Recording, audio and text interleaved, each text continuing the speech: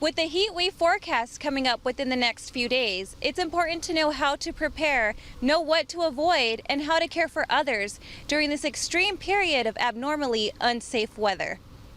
On Wednesday, officials from several state agencies and the National Weather Service held a media briefing about the extreme heat event expected later this week. Brian Ferguson, a deputy director at California Governor's Office of Emergency Services, tells us just how dangerous this heat wave can get.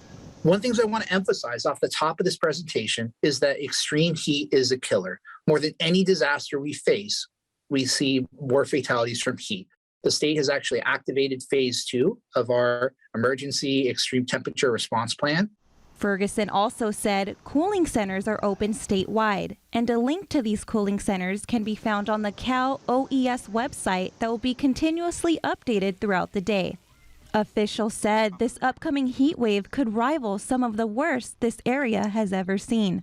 Courtney Carpenter from the National Weather Service shared just how hot it will be statewide. We're expecting a significant round of heat that will steadily build across our state into the weekend and early next week, with some locations experiencing their hottest temperatures so far this summer. Some locations in Southern California deserts will see temperatures over 120 degrees. But California isn't the only place experiencing the heat wave.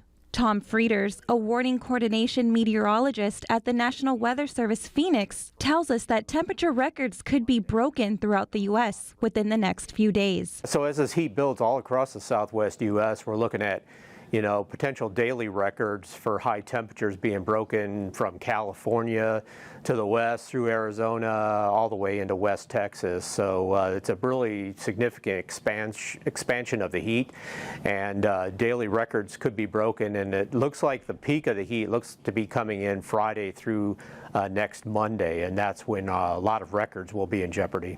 But temperatures are continuing to warm globally, and so year to year you're starting to see more and more extreme weather in general across the United States, but specifically for the southwest U.S. we're really concentrated on the heat. According to ready.gov, if you are under an extreme heat warning, find air conditioning if possible. Avoid strenuous activities, watch for heat illness, wear light clothing, check on family members and neighbors, drink plenty of fluids, watch for heat cramps, heat exhaustion, and heat stroke, and never leave people or pets in a closed car. Beat the heat by keeping hydrated, seeking shelter in cool places, and taking it easy when these drastic temperatures soar. Christina Corona, NTD News, Los Angeles.